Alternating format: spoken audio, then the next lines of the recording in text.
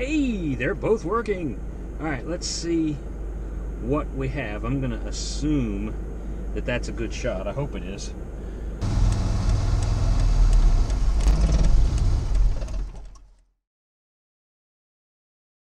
Welcome to the show.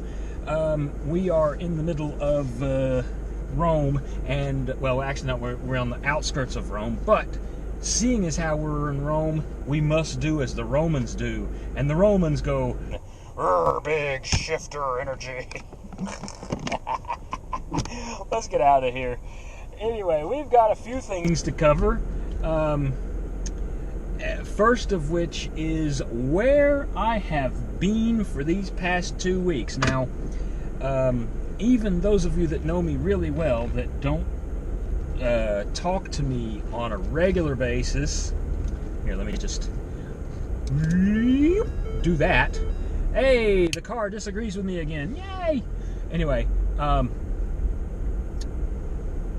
I spent the better part of the Christmas holiday and New Year's with what can only be described as severe death, also known as influenza.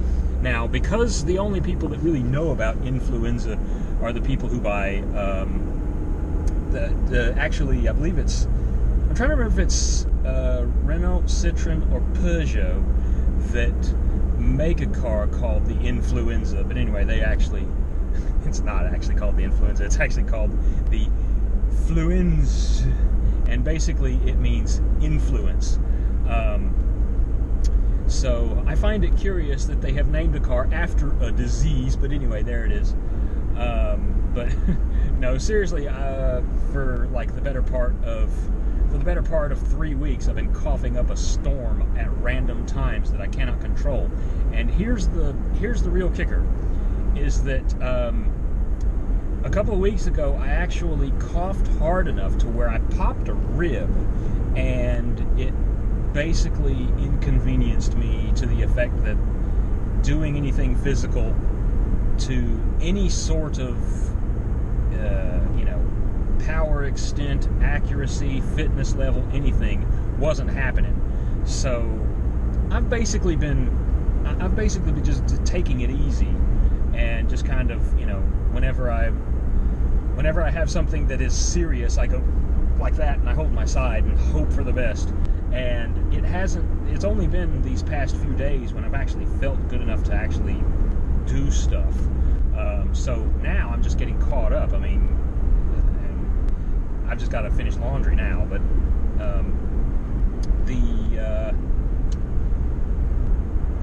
the point that I'm trying to make is that, you can be injured badly enough to where, well, I mean, maybe you have experienced it.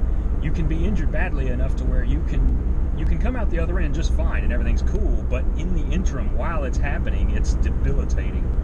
And I experienced that basically in a roundabout sort of way. Now, that didn't stop me from working. I've been fortunate enough to where my job, in a lot of ways, is simple enough and easy enough to where it doesn't require physical strength. Now, some of you out there are saying, well, Pat, you freaking deliver tires for a living. How do you get the tires off the truck? The tires off of the truck, I use gravity to get them off the truck, and because they're tires, after that they roll. So long as I can reach them and kind of control them with my hands, it doesn't really matter beyond that point. Got to keep them clean, obviously. Apart from that, not exactly a hard job. Now, loading the truck, that's a different story. And I was fortunate enough to where, coworkers were understanding, and they would help me load the truck. And I was blessed with the fact that this time of year, not exactly busy, so the trucks aren't full. So I wasn't stacking them very high. Most of the time I was rolling them in and setting them on their side so that they don't roll around to make a lace. For those of you that know what a tire lace is, share with everybody that doesn't, because it's an interesting thing to know. But anyway, beyond that, that's what I've been doing. It's just been kind of nursing my side to kind of allow the body to heal itself, because the body's an amazing thing. It will heal itself if you allow it. Now, that said, I made a promise to you, my viewer, that this year was going to be different, and that the next time that I was talking to you in or about or around this car, that I would actually be making a video doing work to it. And when I made that promise, I hadn't popped my rib yet, so forgive me for a minute. We will get on with that. However, this video I am basically just putting together because I wanted to give you guys a quick thank you for watching my videos so far and being subscribed. This particular trip is happening in the car that I'm supposed to be working on this weekend, but you can see how well that went.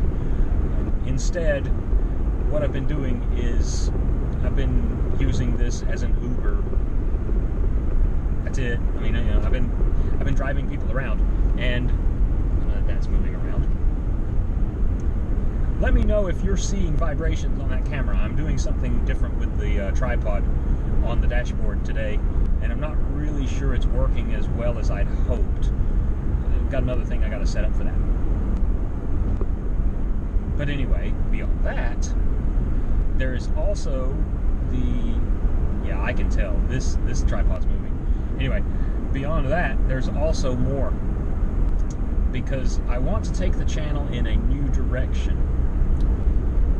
Originally, the intent was I was going to buy a car that needed work, save it, and all of the videos for that car were going to be repair and restore and then sell to someone that is needing the car, and that was going to be documented, and that would be every, basically from purchase to resurrection to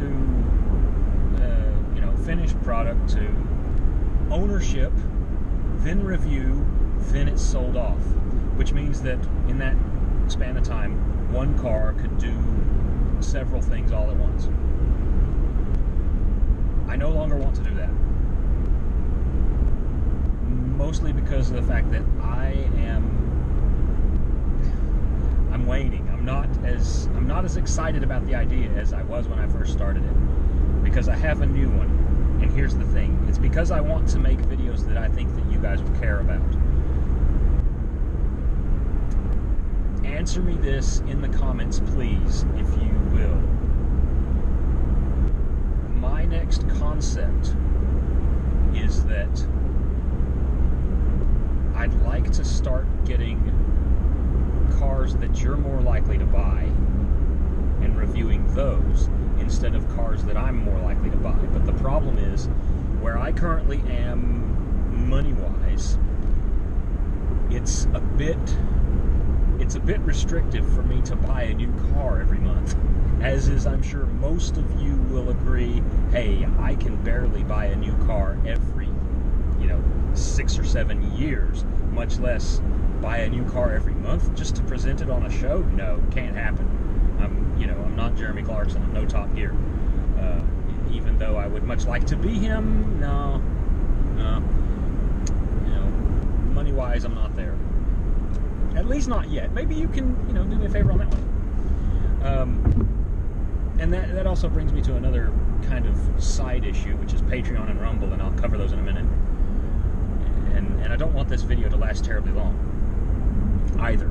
So, in my not too distant future, I will also be putting a timer on these videos so that they don't last longer than 20 minutes. That said, there's more there.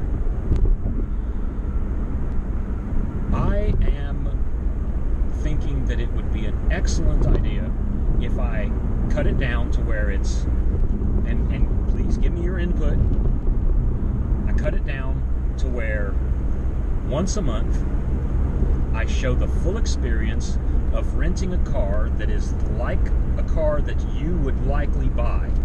Something like, I'm going on a trip to, I'm just using this as an example, this is not a trip that I'm thinking about. Let's say that I'm going to Blue Ridge, Georgia. Okay? From where I am, as far as geographically wise, it's a 2-hour drive.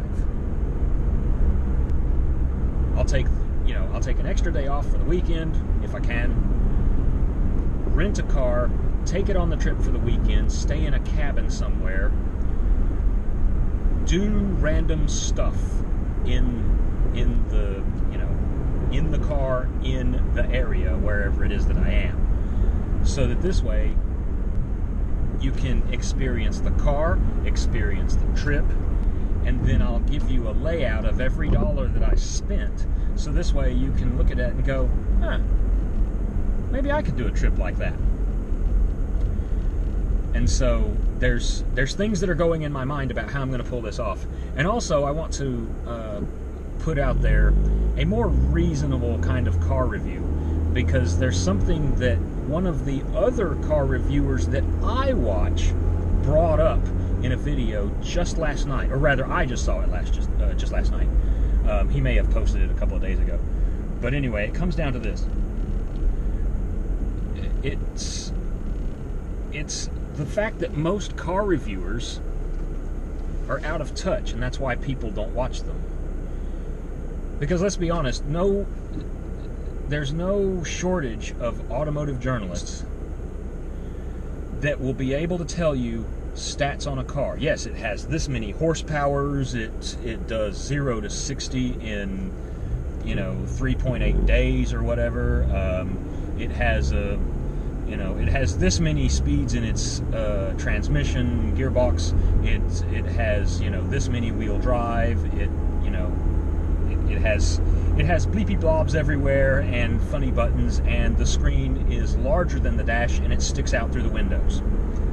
Just stuff like that. But I don't think any of them ever really give the ownership experience. I'll give you an example. When was the last time you have ever seen an automotive journalist, if you watch them at all? When was the last time you have ever seen an automotive journalist say, okay, here's what I see under the hood, and I think this is going to fail next. This is the first thing that's going to fail, and it's going to cost you this many monies because I see where it's mounted, and I can kind of tell how much labor it's going to take to get it disassembled to replace it with a new one. And by the way, here's how much it costs to buy said part when that fails.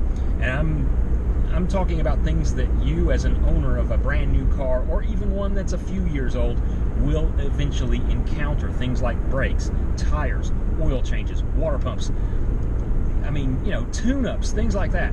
Like, for instance, did you know that there is a procedure for the intake of a car called walnutting? I'm not kidding. Look it up. It actually exists. And it's a procedure that literally uses walnut shells, crushed up walnut shells, blown into an intake port. And by the way, this is after you've removed the intake from the cylinder head, or cylinder heads, depending on whether it's a V design or not. And it blows walnut shells, crushed walnut shells, into the intake port to clean the sides and the hat of the intake valves of oil and gunk and debris, because apparently walnut shells are shaped the correct way and are the correct material to absorb this stuff if they are shot at speed towards metal, and that if put in at a correct velocity, it rotates around and then comes back out the other side. It's a special machine, and that procedure cleans up the top of the valves and then makes the engine run quieter because it gets the buildup out.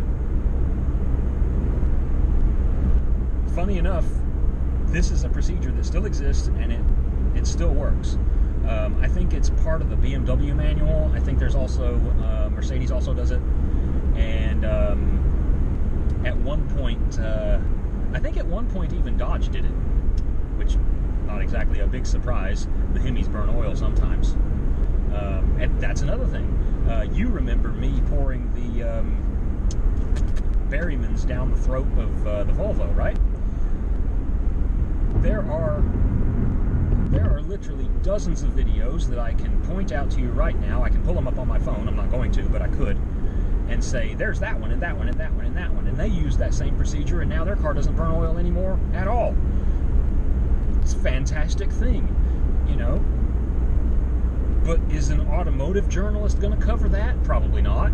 And there's a reason why. It's because most of the automotive journalists that you see don't actually own their own cars. They drive press cars so often that they, as a logic-based logic, they go, why does it make any sense at all to own my own car when I'm being provided a brand new one every week? Most of them say, there's no reason to. But then that's the problem, is because of the fact that they don't own a car, they have no reference point. They have no solidarity that says, okay, these are things that I like and wish to point out. There's no, this works because. It's all, ooh, pretty and shiny and everything. Because, let's face it, they never have the car for more than a week. In fact, oftentimes, they only have them for an hour or two. And then they have to give them to the next automotive journalist who does the exact same thing. So it becomes an echo chamber. So my take on it is this, is that if I keep the car long enough to find all of its flaws, then I will have done my job. Things like this Ford, for example. I must start a little bit right now, but I want to save the rest of it for the review, because I am going to review this car at some point in the near future, regardless of whether I'm done with it or not. I'll give you an example. The layout of this car is quite nice. Everything is pretty much where you'd expect it to be. However, see, there's another annoyance right there. Just happened right there for us. That wasn't a big bump, but it was enough. Most of the time, this car rides well enough to where that is never a problem. But every once in a while, if the bump is harsh enough, it does that. Now back to what I was going to point out. The buttons on the steering wheel for the cruise control and the radio thing. They are shaped in such a way to be conducive and congruent with their styling so that it looks nice. But as a user, I'm sitting here driving it now. I've had this car for a month and a half, I think. I bought it in November. November something. I think it was like the 9th or the 10th or whatever. It doesn't matter. So in reality, I've actually had it close to 2 months. To this day, I still have to look at these buttons to know which one is the cruise control on and which one is the cruise control set. Because the button for set and the button for resume feel exactly the same to the touch. In fact, they're identical. The only thing that's different is what's printed on them. How am I supposed to drive down the interstate going, you know, whatever speed, Mach 10 or 189 or 4,032,000 or whatever? How am I supposed to keep my eyes on the road and then, okay, now I want to use the cruise control, right? Okay, I'm sitting here, I'm looking at you. This is where we talk that this is the road. I'm looking at the road, right? Okay, now, I am at a speed where I'm comfortable. There's not a whole lot of traffic around me. Everything's cool. You can probably see behind me, there's 1 or 2 cars behind me. The camera up there has no cars in front of us. We're good. I can use the cruise control. I need to turn it on. Okay, that's on, set. Okay, now, you see what that was? I could have missed this curve because I had to look for that button. It was a ridiculous thing in the world. Now, conversely, the Jag that I had, I could do it by feel. I could do it without even looking at it. And the same is true of this goofy-ass radio that they've given it. Yes, it has a 6 CD changer so that it can, you know, make funny noises and be cool. And yes, it is very stylish. All of the buttons are very, like, cool brushed aluminium, and everything looks like it's, you know, trying to be a Keurig, which I imagine is about right, considering this car and the Keurig were both designed at about the same time, so that's about right. But that said, as an end user, as an experience. Trying to operate this radio is absolute madness. I have to I mean, really, the buttons over here, they're supposed to be usable at speed, and they're not. We used to know how to do this.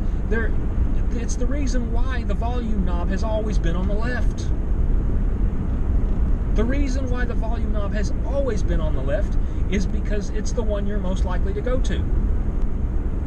You find your station, oh, that's great, I think I'll turn this up. It's a natural motion. The hand goes down here, and it can feel its position on the dashboard. It knows exactly what it's going for, because one, it's not over here. Actually, it's not over here either. But it also is a certain shape. And it's the only thing on the dashboard that is this shape. So as a result, you can go for it at speed and know what it is. It's easy. It's the same reason why the brake pedal isn't the same as the freaking gas pedal. Does any of the designers do anything about this? No, of course not. Why? Because we haven't required it of them yet. Do we need to require them of it? Probably. You know? But that said, do you think they ever will? I'm not sure. I'm not convinced that they'll ever pay any attention to this. Why? Because they are stuck in the same bubble that the automotive journalists are in. Which means that we as end users and end buyers of all of these rolling blobs, like that one that just passed us, we have to say to them as a unit, as a collective voice, which is happening already, by the way, which I think is funny. We have to say to them, look, here's what we will tolerate, here's what we really want, and here's what is absolutely intolerable and absolutely just no. Just no.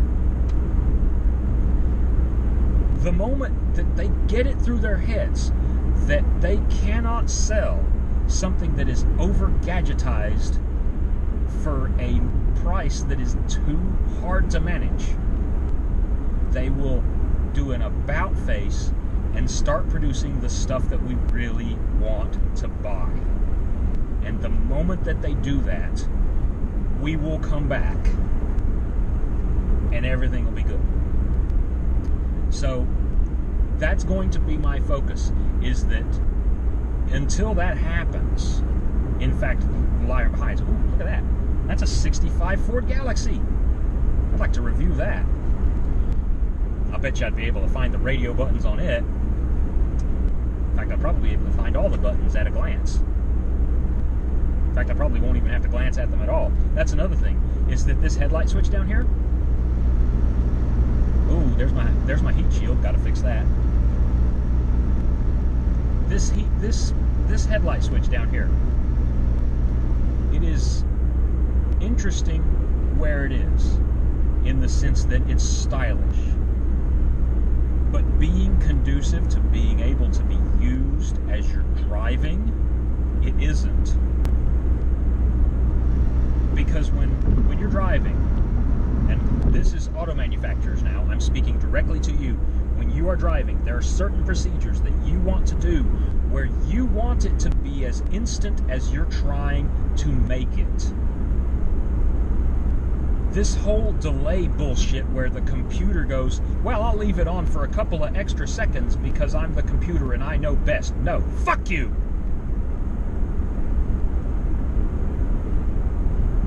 When you're trying to do the flash to patch thing, I think that's just absolutely stupid. When you're trying to do the flash to patch, it's done. Okay? Now, in a car with normal high beam, low beam relays, it's instant and it works. It goes like that. Right? It's For whatever reason, some of you manufacturers have got it through your bloody fucking heads that it's a good idea to make them just stay on. So when you go, and then they go off. They don't blink. They just, I'm on. Oh, now I'm off. And there's a delay. What's wrong with y'all? What? Seriously, manufacturers, what the hell is wrong with y'all? Y'all knew that this existed. You knew that it was correct, and you did it for 80 plus years. Why did you stop? That's stupid. And then the headlight switch itself, not the dimmer switch. I got those confused earlier, by the way. The headlight switch itself is down here low enough to where my knee hits it. Not that it does, because it's far enough away to where the knee doesn't hit it. But I guarantee my knee's going through it in an accident. If I want to let someone know that they need to turn their lights on when it's dim or dark outside, you don't do the flash to pass thing. You actually turn it from headlight to parking light for just a moment, and then you go back to headlight. You go like that. But again, because the computer keeps the lights on, the people on the outside never frickin' see it. Why do y'all do that? That is idiotic. Get rid of these stupid delays. They're stupid. They're pointless. There, rant over for that. Now that the rant is over, and I can tell you that I've covered about as much that I want to cover on this car for today, because I've got more work to do to it so that I can do a real, genuine car review for you guys. I'm speaking to the rest of you now. The auto manufacturers, if you were listening, that's good. I'm glad that you heard it. But we're almost at the half-hour point. We're at 27 minutes, according to that little thing on my phone. So, in closing and summarizing, I want to provide something for you guys. And in order to pull it off, I'm going to put in my own money. It's a case of, you know, I'm going to go and rent these cars. I'm going to go on these trips, partially because I want to provide this this content for you guys. These, you know, here's some things that I know. Here's some things that I experience, and this may be the car for you. Maybe it isn't. By the way, I'm talking about, you know, the future cars that I get. I get that you don't want this one. This one's mine.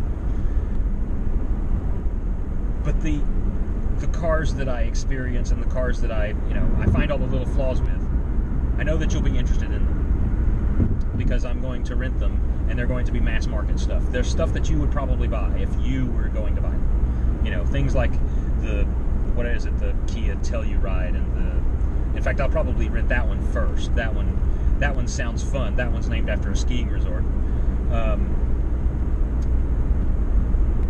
But that said, in order to do all of those things, I am going to have to put my own money into it, obviously, because, you know, here we are. But this brings up the Rumble and the Patreon thing that I mentioned earlier.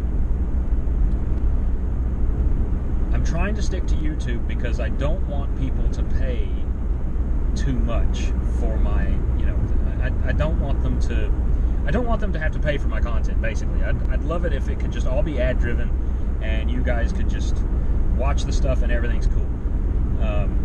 However, I want to give you guys an in should you choose to.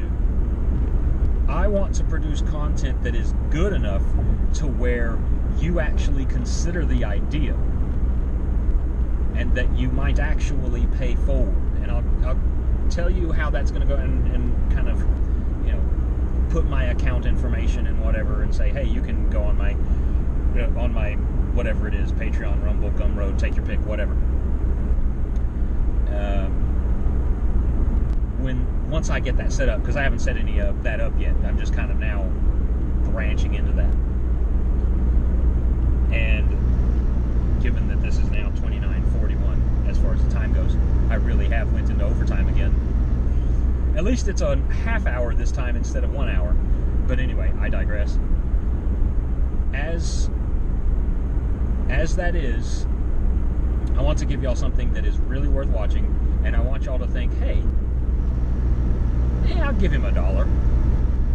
Yeah, I'll give him a $5, whatever, you know. And it'll be based on, it'll be really small denominations, because really, I'm not looking for you guys to pay for this. I'm just going to give you guys the option. If you want to pay, great. If you don't, that's cool too, right? But I want you guys to go, hey, he's providing us with value. I'll hand him $1. And if you don't feel compelled to hand me $1, that's cool. You know? Share if you can. You know? But anyway, I hope you've enjoyed this little trip through my brain, as it were. And I hope to see you next time. I also hope that you've enjoyed the scenery, because I haven't once mentioned any of it. Anyway, stay tuned for more. Click my other videos, like, comment, subscribe, eat toffees, whatever. Just, you know, do what you do. I'm sorry, I had to throw that last one in there. Eat toffees. Nom, nom, nom, nom, nom. But, you know, eat toffees, be good to your neighbor, and, you know, drink bourbon, you know. Oh, I'm sorry. Was that a subliminal hit? I shouldn't have said that. Oh, you know. Anyway, seriously, though, I do appreciate you watching. I do thank you for everything that you do. And I do hope to see you in the next one. Till then, have a good one.